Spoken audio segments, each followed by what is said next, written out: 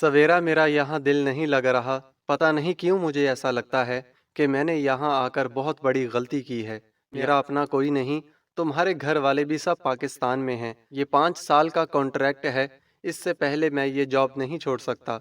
जैसे ही 5 साल पूरे होंगे हम फौरन ही वापस चले जाएंगे। एहतशाम ऑस्ट्रेलिया आकर बहुत पछता रहा था। मैंने तो आपको पहले ही मना किया था यहाँ आने से, मगर आपने मेरी बात नहीं सुनी। लेकिन अब वापस जाने का मत सोचिएगा। आप सारी कश्तियां जला कर आए हैं, जॉब भी छोड़ दी, घर भी बेच दिया। वहां किसके आसरे पर वापस जाएंगे? सवेरा भी सही कह रही थी। सवेरा, तुम्हारी बात सही है, मगर मुझे फराज के इरादे भी कुछ सही नहीं लगते। इसकी नज़र मेरे पैसों पर है। घर 1 करोड़ में बिका था, जिसमें से 50 लाख अब तक खर्च हो चुके हैं। वो कहता है कि बाकी पैसे कुछ अरसे के लिए इसे उधार दे दूं। आज तो एहतशाम जैसे रो देने को था। आपने इसे बताया था कि अशर भाई का इलाज आपने करवाया था। अब सवेरा को कुछ कुछ मामला समझ आने लगा। नहीं तो इसने जब मुझसे पूछा तो मैंने इससे कहा था कि अशर के बड़े भाई ने इलाज का सारा खर्चा खुद उठाया था। एहतशाम को अब भी सवेरा की बात समझ नहीं आई थी, तो वो हैरान सा इसे देखने लगा। आपको अब भी समझ नहीं आई क्या? आपका ये दोस्त एक लालची इंसान है। इसकी नज़र आपके पैसों पर है। सवेरा एहतशाम के दोस्त के इरादों को भांप चुकी थी। तो अब मैं क्या करूं? एहतशाम सवालिया नज़रों से सवेरा की तरफ देखने लगा। साफ इनकार कर दें, कह दें कि आपके ससुराल वालों को ज़रूरत थी और इन्हें दे दिए। एहतशाम की बातें सुनकर सवेरा भी परेशान हो गई, मगर एहतशाम पर जाहिर नहीं किया कि वो बेचारा तो पहले से ही बहुत परेशान था। मगर फिर एहतशाम को यहाँ जॉब दिलवाने में इसका क्या मफाद हो सकता है? सवेरा को किसी बहुत बड़ी गड़बड़ का एहसास होने लगा, मगर अभी फिलहाल एहतशाम को मजीद परेशान करना नहीं चाहती थी। सो वो चुप रही। सभी लाउंज में बैठे थे। फरियाल भाभी किचन का काम खत्म करके बीजान के पास आकर बैठी। तभी बीजान ने फरियाल की तरफ देखते हुए कहा, फरियाल, तुम ताई बनने वाली हो। फरियाल भाभी को तो जैसे सांप ही सूंघ गया, और बीजान इनका चेहरा देखकर हैरान थी। क्या हुआ फरियाल, तुम्हें खुशी नहीं हुई क्या? बीजान जानती थी कि फरियाल कुछ अच्छी फितरत की मालिक नहीं थी, मगर ऐसी उम्मीद वो फरियाल से नहीं कर रही थी कि वो ये खबर सुनने के बाद ऐसे रिएक्ट करेगी। न न नहीं, वो ये तो बहुत अच्छी खबर है। बहुत बहुत मुबारक हो मिरहा। उन्होंने उठकर मिरहा को गले लगाया। फरियाल भाभी से मिरहा की ये खुशी हजम नहीं हो रही थी। अलबत्ता फैसल भाई ने बहुत खुशी का इजहार किया। उन्होंने अशर को गले लगाकर मुबारकबाद दी। चलो अच्छा है, हमारे घर में फिर से रौनक आ जाएगी। फैसल भाई ने अशर से अलग होते हुए कहा, तो अशर भी मुस्कुरा दिया। आज बीजान मिरहा के कमरे में आई। दरवाज़ा नॉक किया तो जैसे ही मिरहा ने दरवाज़ा खोला, देखा बीजान वहाँ मौजूद थी। अस्सलाम वालेकुम। मिरहा बीजान को देखकर बहुत खुश हुई। बीजान, आप मुझे बुला लिया होता, खुद क्यों आ गई? मिरहा इनका हाथ पकड़कर इन्हें बेड तक ले आई। वो मुझे तुमसे कुछ बातें करनी थी, वो बेड पर बैठते हुए बोली। जी कहिए। वो हैरान सी बीजान को देखने लगी। मिरहा, तुम्हारा यहाँ कोई नहीं है। अशर है जो दिन भर घर में नहीं होता, और मैं बूढ़ी जान तुम्हारा कितना ख्याल रख सकती हूँ। तुम्हें अपना ख्याल खुद रखना होगा, और खाने पीने में भी एहतियात से काम लेना। और बीजान की ये बात मिरहा के सर के ऊपर से गुजर गई। एहतियात मतलब? मिरहा कुछ परेशान हो गई। मतलब ये कि फरियाल तुम्हारी खुशियों से जलती है। तुम्हारी औलाद की खुशखबरी सुनकर इसे कुछ अच्छा नहीं लगा। इन्हें फरियाल के रवैये पर बहुत अफसोस था, मगर क्यों? मिरहा बीजान की बातें सुनकर परेशान हो गई। मेरे ख्याल में वजह ये मकान है। ये मकान मेरे नाम है और मेरे बाद अशर का होने वाला है। तो इसी वजह से फरियाल को तुम्हारी आने वाली औलाद कुछ खटक रही है। अब तक तो बीजान की समझ में बस यही बात आ रही थी। तो आप ये मकान फैसल भाई के नाम कर दें, ताकि फरियाल भाभी भी कुछ खुश हो जाएं। मिरहा ने अपने तौर पर हल बता दिया। नहीं, जब अशर के बाबा इस दुनिया से चले गए तो इनका सारा कारोबार मैंने अशर की रजामंदी से फैसल के नाम कर दिया था। उस वक्त तो कारोबार बहुत अच्छा चल रहा था, मगर अचानक से कारोबार में नुकसान होने लगा, और अब तो आमदनी बस गुजारे लायक ही है। और अब इस मकान पर सिर्फ और सिर्फ अशर का हक है। और तुम्हारा क्या ख्याल है कि मैं ये मकान फैसल के नाम कर दूंगी तो वो तुम्हें इस घर में रहने देगी? ये तुम्हारी भूल है। मेरी सांस जिस दिन निकली ना, ये तुम्हें भी इस घर से चलता करेगी। और बीजान की इस बात पर निरहा ने फौरन से कहा कि अल्लाह आपको जिंदगी दे। हमारे सरों पर कायम रखे। देखने में तो ऐसी नहीं लगती। मिरहा कुछ सोचते हुए बोली, हाँ बेटा, वो खूबसूरत नागिन है। इसके हुस्न और मीठे बोल किसी को भी अपनी तरफ मायल कर सकते हैं। फैसल भी इसकी चालों को नहीं समझ सकता। एक दो बार इसने अशर और फैसल के दरमियान में नाचाकी करवाने की कोशिश की थी। पहली बार तो वो किसी हद तक कामयाब हो भी गई थी, मगर अगली बार फैसल को भी इसकी मक्कारी समझ में आ गई। तभी इसने सख्ती से फरियाल को भाइयों के मामलात में मुदाखलत करने से मना कर दिया था। मेरी फरियाल से कोई दुश्मनी नहीं, बस इसकी इन हरकतों की वजह से मुझे इस पर गुस्सा आ जाता है। तुमसे जितना कहा है तुम इतना ही करना। जब तक तुम्हारा बच्चा इस दुनिया में नहीं आ जाता तुम मेरे साथ वाले कमरे में शिफ्ट हो जाओ। ऐसी हालत में बार बार तुम्हारा सीढ़ियां चढ़ना उतरना मुझे सही नहीं लगता। हाँ, एक और बात, अगर फरियाल तुम्हें अलग से कोई भी चीज खाने पीने के लिए दे तो मत लेना। वो किसी भी हद तक जा सकती है। बी जान जानती थी कि मिरहा बहुत मासूम थी और वो फरियाल भाभी की चालाकियों से वाकिफ भी नहीं थी, तो वो इसीलिए इसे समझा रही थी। जी अच्छा, मिरहा बस इतना ही कह सकी। मिरहा अब भी बहुत हैरान थी कि फरियाल भाभी जैसी दिखने में थी, बीजान इसकी बिल्कुल उल्ट बता रही थी। हो सकता है कि जो कुछ मैंने कहा हो वैसा ना हो, मगर एहतियात कर लेने में ही सबकी भलाई है। बीजान के दिल में आने वाले वक्त के हवाले से बहुत से खदशात थे। तभी मिरहा को समझा रही थी। बीजान कह रही थी कि हम इनके साथ वाले कमरे में शिफ्ट हो जाएं। अशर घर आया तो इसने बीजान की तमाम बातों का जिक्र अशर से कर दिया। वो इसके पास आकर बैठा। मिरहा, आप बीजान की किसी भी बात को नेगेटिव मत लीजिएगा। उन्होंने जो कुछ भी कहा वो सिर्फ इसलिए कहा कि आप एहतियात करें, ना कि किसी के बारे में कुछ बुरा सोचें या किसी से नफरत करें। लेकिन सारी बातों की एक बात, दुनिया जैसी नजर आती है वैसी होती नहीं है। हर किसी पर आंखें बंद करके एतबार नहीं किया जा सकता, समझी। अशर ने मिरहा को हैरान होते हुए देखा तो इसके माथे पर हाथ से दबाव डालते कहा तो वो मुस्कुरा दी। अच्छा, इन बातों को छोड़े, ये बताएं कितना टाइम हो गया है। अशर की बात मिरहा को समझ ही नहीं आई। किस बात को? वो हैरान सी अशर को देखने लगी। ओह अच्छा, फिर खुद ही इसे समझ आ गई कि अशर की प्रेगनेंसी के बारे में पूछना चाह रहा था। 2 हफ्ते, मिरहा ने बताया, तो अशर ने इसकी पेशानी पर लब रखते हुए इसे अपने हसार में ले लिया था। मिरहा हॉस्पिटल में थी। बीजान, फैसल भाई, फरियाल भाभी और मिरहा के कुछ रिश्तेदार भी हॉस्पिटल पहुंच चुके थे। अशर बहुत बेसब्री से डॉक्टर का इंतजार कर रहा था। तभी डॉक्टर बाहर आई थी। सभी इसकी तरफ देखने लगे। काका, क्या हुआ डॉक्टर, सब खैरियत है? अशर ने फौरन से आगे बढ़कर पूछा तो डॉक्टर ने मुस्कुराते हुए कहा, मुबारक हो बेटी हुई है। ये खबर सुनकर सबकी चेहरों पर मुस्कुराहट दर आई। बीजान ने दिल ही दिल में अल्लाह का शुक्र अदा किया। क्या मैं अपनी वाइफ से मिल सकता हूँ? अशर बहुत खुश था। जी बिल्कुल, आप मिल लीजिए, मगर आपकी बेटी को कुछ देर इंक्यूबेटर में रखेंगे, मगर आप इसे देख सकते हैं, डॉक्टर ने कहा। तो वो फौरन ही इससे मिलने इसके पास चला गया। वो मिरहा के पास आकर बैठा। शुक्रिया मेरी जान, अशर ने मिरहा का हाथ चूमते हुए इससे कहा तो वो मुस्कुरा दी। तबीयत कैसी है आपकी?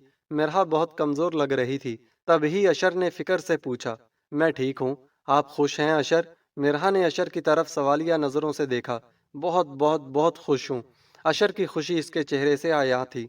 इतने में बीजान और बाकी सब लोग रूम में दाखिल हुए थे। बहुत बहुत मुबारक हो, खुश रहो, आबाद रहो। बीजान ने मिरहा के सर पर हाथ रखते हुए इसे दुआ दी। आमीन, मिरहा ने खुश होते हुए कहा। सभी बहुत खुश थे। सब ने मिरहा को बारी बारी मुबारकबाद दी। तभी अरहम रूम में दाखिल हुआ था। चाचू, अशर को आवाज लगाता वो इसकी तरफ आया था। अशर ने भी फौरन ही इसे गोद में उठा लिया। अब तो अरहम 8 साल का हो चुका था, मगर अशर के लिए अब भी वो छोटा सा अरहम ही था।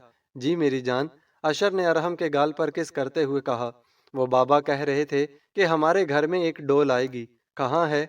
इरहम ने मुतलाशी नजरों से इधर उधर देखा। हाँ ना, आओ डोल देखकर आते हैं।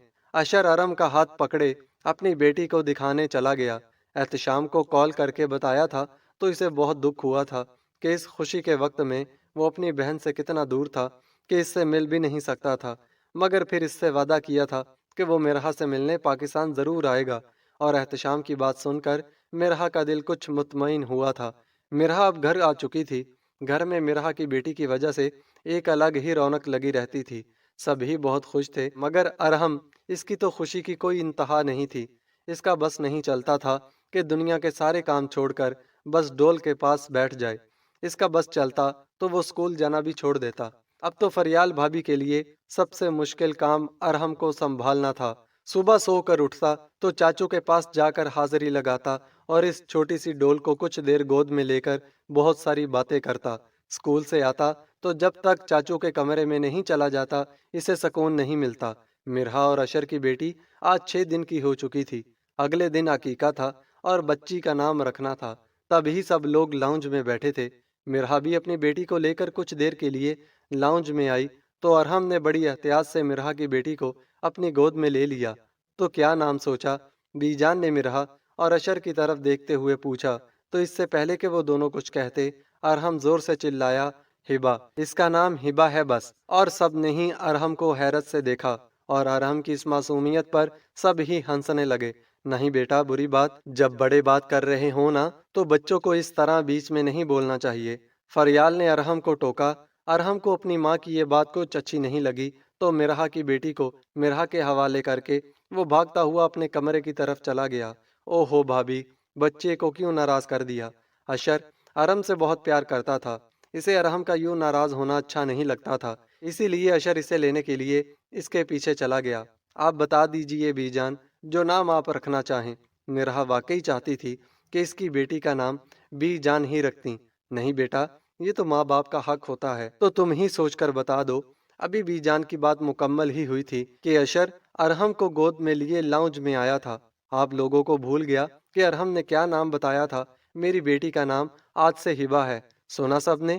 اور اشر کی اس بات پر سب ہی حیران رہ گئے۔ تمہیں کوئی اعتراض تو نہیں ہے نا؟ اشر نے مرہا کی طرف دیکھتے ہوئے پوچھا تو مرہا نے مسکراتے ہوئے سر نہ میں ہلا دیا۔ چاچو آپ بہت اچھے ہیں، آپ میری ساری باتیں مانتے ہیں۔ ارہم نے اشر کے گال پر کس کرتے ہوئے اس کے کندھے پر سر ٹکا دیا تھا، جسے دیکھ کر سب ہی مسکرانے لگے۔ اچھا یہ بتائیں کہ یہ نام آپ نے کہاں سن لیا؟ اشر نے ارہم کو صوفے پر بٹھاتے ہوئے پوچھا۔ میری فرینڈ ہے نا، اس کا نام ہبا ہے، تو اسی لیے میں نے اپنی ڈول کا نام بھی ہبا رکھ دیا۔ وہ ساری تفصیل بتاتے ہوئے پھر سے آ کر مرہا کے پاس بیٹھ گیا اور بڑے پیار سے اس ڈول کو دیکھنے لگا۔ وہاں بیٹھے سب ہی لوگ اس کی باتوں سے محظوظ ہو رہے تھے۔ اچھا تو یہ آپ کی ڈول ہے؟ مرہا نے ہنستے ہوئے پوچھا تو ارہم نے ہاں میں سر ہلایا۔ جی یہ میری ڈول ہے اور میں اسے کسی اور کو نہیں دوں گا۔ اور ارہم کی باتیں سن سن کر وہاں بیٹھے ہوئے سب لوگ ہنسنے لگے۔ وہ اپنی 10 دن کی بچی کے ساتھ سو رہی تھی، تب ہی خواب میں بری طرح ڈر کر اٹھ گئی۔ اشر رات کو دیر سے کمرے میں آیا، دیکھا اس کی بیوی اور بیٹی سو چکی تھی تو ڈسٹرب کرنا مناسب نہ سمجھا اور صوفے پر سو گیا۔ اچانک سے آنکھ کھلی تو دیکھا کہ مرہا بیڈ پر بیٹھی ہوئی تھی۔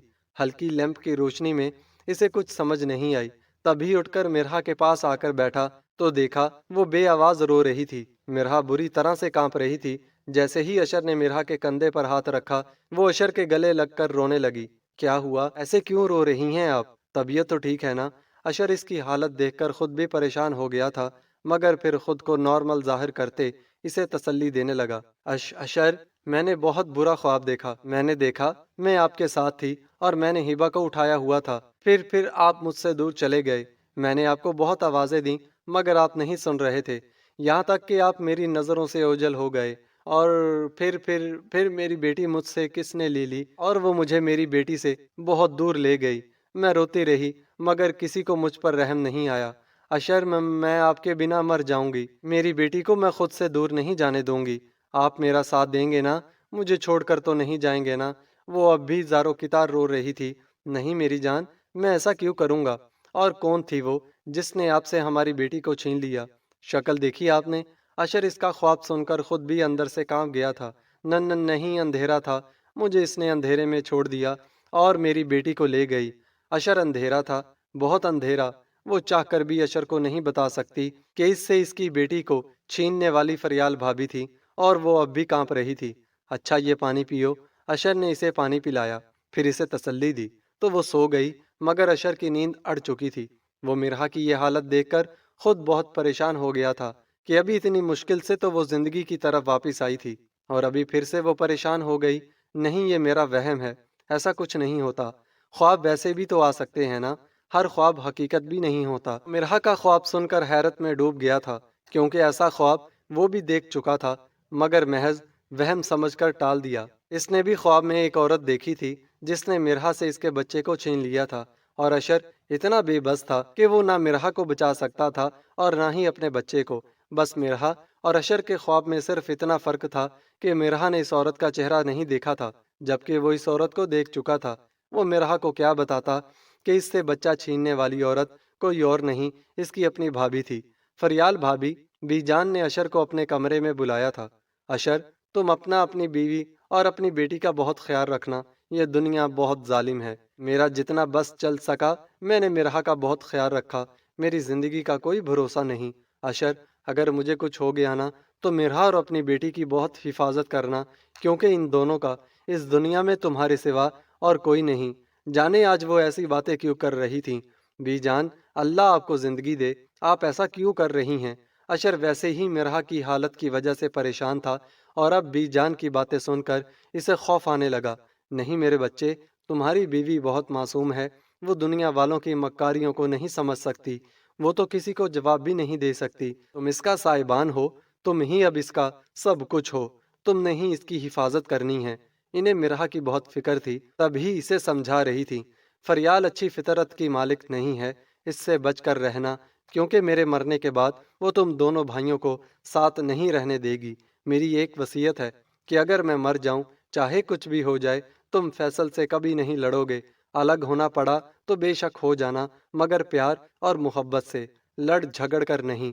مگر فریال سے ہمیشہ بچ کر رہنا، وہ تمہیں کسی حد تک بھی نقصان پہنچا سکتی ہے۔ جانے بی جان کو ایسا کیا نظر آ رہا تھا کہ اب انہیں فریال سے بہت ڈر لگنے لگا تھا۔ اشر یوں تو بہت زیادہ پریشان تھا، مگر بظاہر خود کو نارمل ظاہر کرتے ہی بی جان کو تسلی دینے لگا۔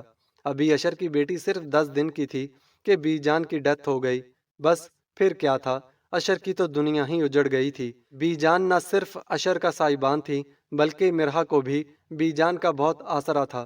مرحا کی امی کی ڈیتھ کے بعد بی جان نے اسے بہت حوصلہ دیا تھا، اسے ہمیشہ ماں بن کر سمجھاتی۔ جب بھی مرحا پریشان ہوتی، بی جان مرحا کو بہت تسلی دیتی۔ کئی بار ایسا ہوتا کہ مرحا اپنی پریشانیوں کا ذکر اشر کی بجائے بی جان سے کر دیا کرتی تھی، اور مرحا کو بہت سکون ملتا تھا کہ جب وہ بی جان سے اپنے دل کا حال کہتی تو وہ اسے ایسے سمجھاتی کہ مرحا کو لگتا کہ اس کی پریشانی تو بہت چھوٹی تھی اور وہ خام خواہ پریشان ہو رہی تھی۔ اور آج مرحا کو لگنے لگا تھا کہ وہ پھر سے بہت اکیلی ہو گئی ہے۔ احتشام کو پتہ چلا تو اسے بہت افسوس ہوا، مگر وہ اتنے مسائل میں گھرا ہوا تھا کہ اس کا آنا مشکل ہی نہیں، ناممکن تھا۔ اماں، بڑے ہی زبردست تعویذ لا کر دیے تھے آپ نے۔ بی جان کا تو کام تمام ہو گیا، پہلے والے تعویذات نے بھی اپنا کام بہت اچھے سے دکھا دیا تھا، لیکن وہ مرحا اشر کی بیماری جاننے کے باوجود بھی اشر سے شادی کے لیے تیار ہو گئی۔ تہجد میں اٹھ کر اشر کے لیے رو رو کر دعائیں مانگتی تھی۔ پتہ نہیں دعائیں کتنی طاقتور تھیں جو اسے موت کے منہ سے نکال کر لے آئی تھیں، پر اب تو وہ بی جان بھی اس دنیا میں نہیں جو اشر کے لیے دعائیں مانگے۔ اور اب تو مرحا کی تہجد کی نمازیں گئیں۔ بچی اتنا تنگ کرتی ہے کہ وہ مشکل سے فجر کی نماز ادا کر پاتی ہے۔ اماں، عامل بابا سے کہنا کہ اس بار پکا کام ہونا چاہیے، اور وہ احتشام پر ایسی بندش کر دیں کہ وہ چاہ کر بھی دوبارہ کبھی پاکستان نہ آ سکے، کیونکہ اگر وہ یہاں آ گیا نا تو ہمارا کام ضرور خراب ہو جائے گا۔ اب بس ہمارے راستے کا ایک ہی کانٹا ہے، اور وہ ہے اشر۔ اب کی بار ایسے تعویذ دیں کہ اس بار وہ بچ ہی نہ پائے۔ پتہ ہے اماں، مرحا رخصت ہو کر جس کمرے میں آئی تھی نا، میں نے اس کمرے میں آپ کے لائے ہوئے تعویذات دبا دیے تھے۔ آج تک مرحا دوبارہ اپنے کمرے میں نہیں جا سکی، کہتی ہے جانے کیوں مجھے وہاں جانے سے خوف آتا ہے۔ اب انشاءاللہ وہ کبھی دوبارہ اس کمرے میں نہیں جا سکے گی۔ وہ کمرہ اور اس کمرے کی ہر چیز، بلکہ یہ پورا گھر اب میرا ہے۔ ایک بار اشر ہمارے راستے سے ہٹ گیا نا تو مرحا تو کوئی چیز ہی نہیں ہے، چھوٹی موٹی سی ہے بیچاری۔ اس کی ماں نے اسے کچھ سکھایا ہی نہیں، حد سے زیادہ ہی معصوم ہے وہ۔ خیر اچھا ہی ہے، چلاک ہوتی تو ہمارے لیے مسئلے ہی کھڑے کرتی۔ اچھا اماں، اب میں فون رکھتی ہوں، فیصل اور ارحم گھر آنے والے ہوں گے۔ فریال اپنی اماں سے بات کر کے فارغ ہوئی تو سوچا کہ ایک بار مرحا کو ہی دیکھ لے کہ وہ کیا کر رہی تھی۔ فریال جیسے ہی نیچے آئی، دیکھا مرحا لاؤنج میں اپنی بیٹی کو گود میں لیے بیٹھی تھی۔ اب تو بچی پورے 45 دن کی ہو چکی تھی، بالکل مرحا جیسی تھی، دودھیا رنگت، کھڑی ناک، کالی آنکھیں، گلابی ہونٹ، اور بال ایسے جیسے کالی ٹوپی پہنی ہو۔ मुस्कुराहट भी बिल्कुल मिरहा जैसी थी। आओ इसे मुझे दो। जैसे ही फरियाल भाभी ने बच्ची को लेने के लिए हाथ बढ़ाए, मिरहा यकदम ही खौफजदा हो गई। न न नहीं, ये भूखी हो रही है, मम्मा मुझे इसको फीड करवाना है। रोएगी ये? मिरहा के मुंह से घबराहट में टूटे फूटे अल्फाज निकल रहे थे। मिरहा घबराहट में अपनी बच्ची को उठाए तकरीबन भागती हुई अपने कमरे में चली गई और फरियाल भाभी इसे देखती ही रह गईं।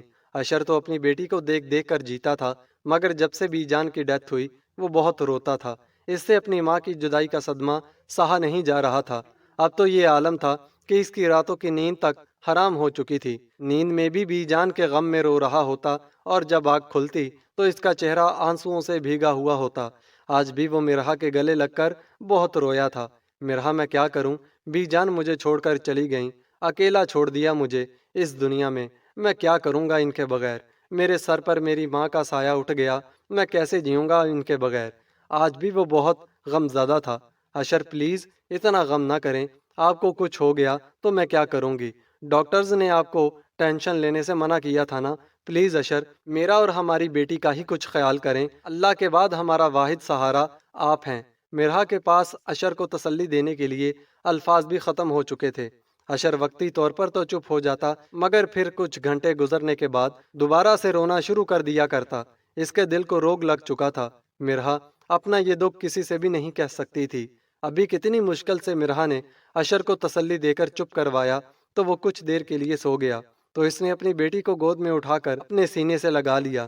जब वो सो गई तो इसे बेड पर लेटा दिया। तभी सवेरा भाभी की बहन का फोन आया था। हेलो मिरहा। वो बहुत घबराई हुई थी। मिरहा इसकी घबराई हुई आवाज़ सुनकर परेशान ही हो गई। क्या हुआ सादिया, सब खैरियत तो है ना? मिरहा पहले ही परेशान थी, अब मजीद दुख सहने की हिम्मत इसमें नहीं थी। वो एहतशाम भाई, वो रो रही थी। क्या हुआ भाई को? मिरहा की तो जैसे सांस ही रुकने लगी। वह एहतशाम भाई का दोस्त था ना, इसने खुद बहुत ब्लंडर किए थे और इस कंपनी का मैनेजर भी इसके साथ मिला हुआ था। वो दोनों मिलकर पता नहीं कब से कंपनी का पैसा खा रहे थे। अब एहतशाम भाई के सर पर डाल दिया सब कुछ। फराज अपने बीवी बच्चों को पाकिस्तान भेजकर खुद दुबई भाग गया। अलबत्ता मैनेजर पकड़ा गया है और इसने एहतशाम भाई पर इल्ज़ाम लगाया है कि वो इस सारे मामले में इसके साथ शामिल थे। अब वो जेल में हैं। वो रो रो कर सारी तफसील बताने लगी। ये सुनना था कि मिरहा बेहोश हो गई।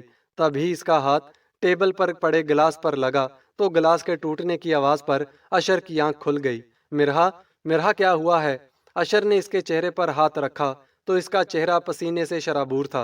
अशर ने इसके चेहरे पर पानी के छींटे डाले तो वो कुछ कुछ होश में आई। क्या हुआ मिरहा?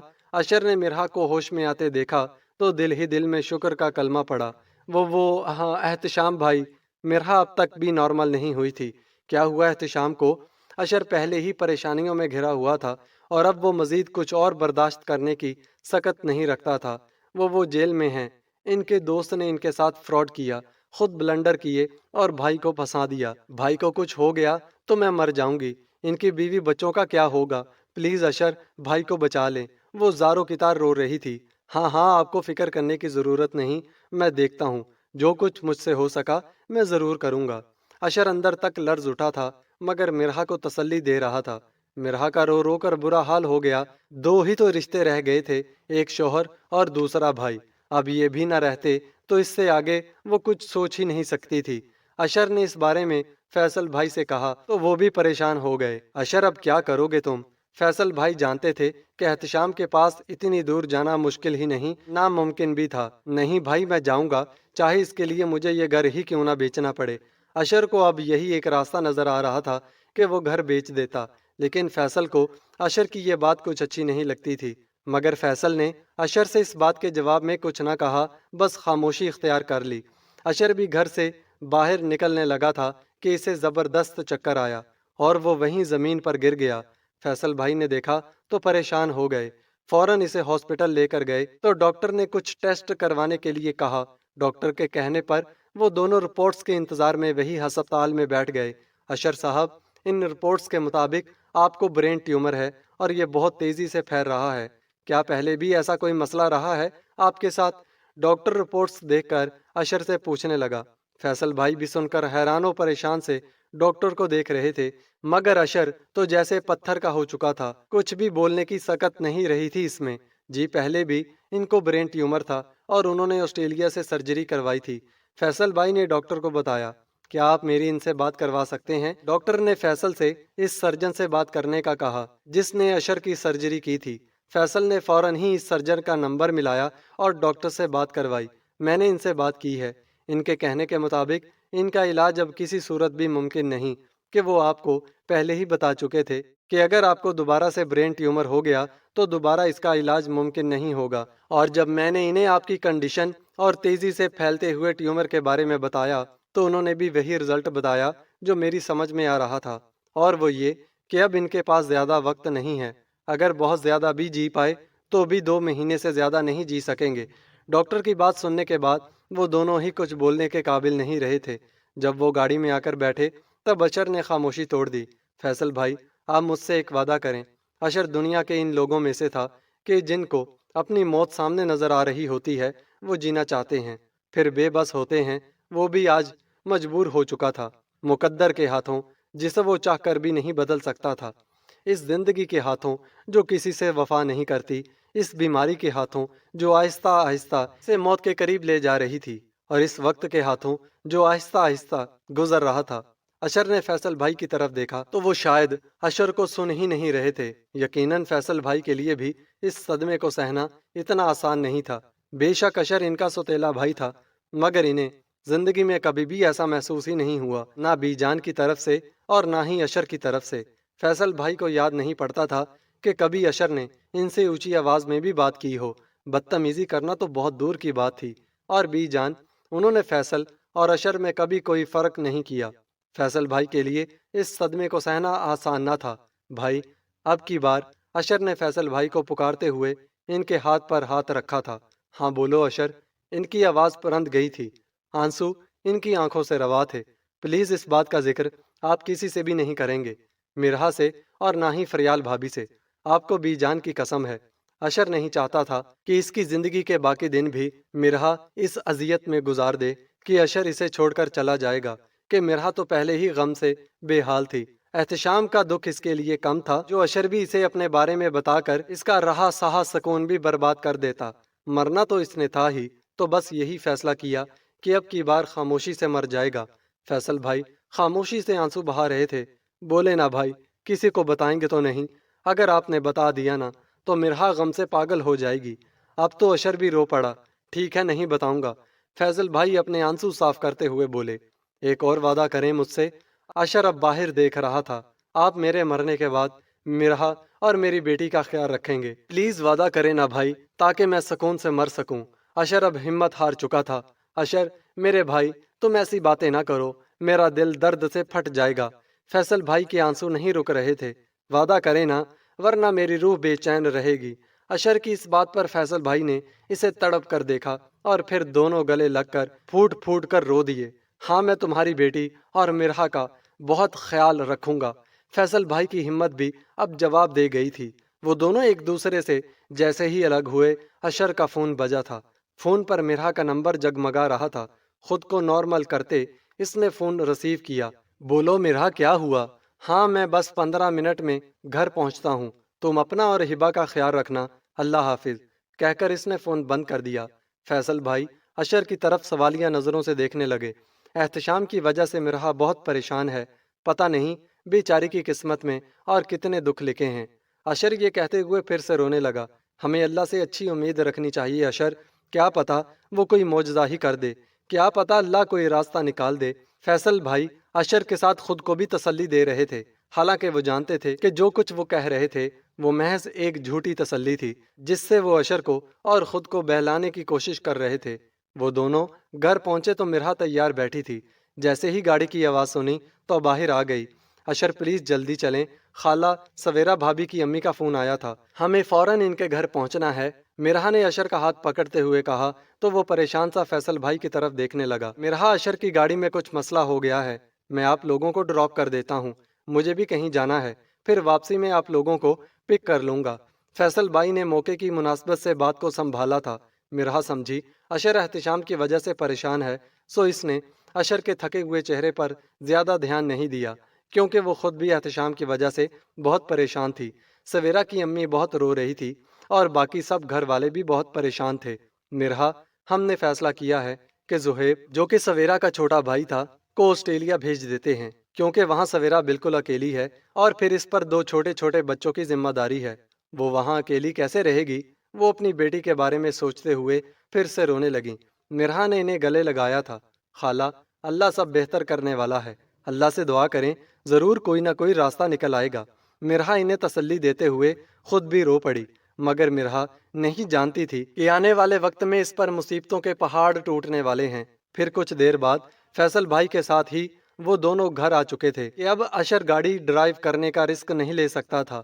مرہا، اشر نے بیڈ پر بیٹھتے ہوئے اس کا ہاتھ تھاما تو وہ اشر کی طرف دیکھنے لگی۔ جی کہیے۔ مرہا نے اشر کا تھکا تھکا سا چہرہ دیکھا تو جیسے دل کو کسی پریشانی نے آن گھیرا۔ مرہا، آپ کو ہمت کرنی ہوگی، بعض اوقات ہمیں اکیلے جینا پڑتا ہے، اپنے لیے بھی اور اپنے پیاروں کے لیے بھی۔ زندگی کا کوئی بھروسہ نہیں، یہ کبھی بھی دغا دے جاتی ہے، اس لیے آپ وعدہ کریں کہ آپ کبھی ہمت نہیں ہاریں گی اور میری بیٹی کی ہمیشہ حفاظت کریں گی، چاہے میں آپ کے ساتھ ہوں یا نہیں۔ اور اشر کی اس بات پر مرہا کے چہرے کا رنگ فک ہو گیا تھا۔ کیا مطلب، آپ ہوں یا نہیں؟ مرہا کی آنکھوں میں نمی در آئی۔ مطلب یہ کہ میں کبھی آفس سے لیٹ ہو جاؤں یا آفس کی طرف سے مجھے دوسرے شہر جانا پڑ جائے تو آپ بالکل بھی لاپرواہی نہیں کریں گی، اپنا اور ہماری پیاری سی گڑیا کا بہت خیال رکھیں گی۔ اشر اپنی بیٹی کے ساتھ لیٹ گیا اور اس کی طرف رخ کر کے اپنا بازو اس کے گرد حمائل کر لیا۔ کچھ دیر کے لیے اپنی آنکھیں موند لیں، مگر جانے کیوں مرہا کو ایسا لگ رہا تھا کہ اشر اس سے کچھ چھپا گیا تھا، مگر ابھی وہ بتانا نہیں چاہتا تھا، سو اس نے بھی بات کو کریدنا مناسب نہیں سمجھا۔ مرہا بیڈ سے اٹھ کر جانے لگی، تبھی اشر کی آواز پر اس نے پلٹ کر دیکھا تھا۔ آپ نے میری بات کا جواب نہیں دیا، خیال رکھیں گی نا میری پیاری سی وائفی کا اور میری گڑیا کا بھی؟ وہ ابھی بھی آنکھیں موندے اس سے سوال کر رہا تھا۔ جی وعدہ، مرہا نے بمشکل مسکراتے ہوئے کہا۔ اشر نے آفس سے چھٹیاں لے لی تھیں کیونکہ اب اس کی ایسی حالت نہیں تھی کہ وہ جاب کر سکتا، اور ویسے بھی وہ چاہتا تھا کہ اب اس کے پاس جو تھوڑا سا وقت رہ گیا تھا وہ اپنے بیوی اور بیٹی کے ساتھ گزارے۔ مرہا نے اشر سے اس کی نوکری کے بارے میں سوال کیا تو اس نے کہا کہ میں نے جاب چھوڑ دی ہے، کہیں اور اپلائی کیا ہے، جب دوسری جگہ جاب مل جائے گی تو پھر سے جانا شروع کر دوں گا۔ مرہا اس کے جواب سے مطمئن نہیں ہوئی تھی، مگر پھر سوچا کہ اگر وہ نہیں بتانا چاہ رہا تو وہ اسے کیوں تنگ کرے، اسی لیے مرہا نے چپ سادھ لی۔ احتشام کو 18 سال قید کی سزا سنائی جا چکی تھی، جس کے بارے میں اشر نے اب تک مرہا کو نہیں بتایا تھا۔ آج اشر کی بیٹی 2 مہینے کی ہو چکی تھی۔ آج بہت برا دن تھا۔ صبح کے 9 بجے اشر کی طبیعت خراب ہونے لگی اور دیکھتے ہی دیکھتے اشر کی روح کف سے انصری سے پرواز کر گئی۔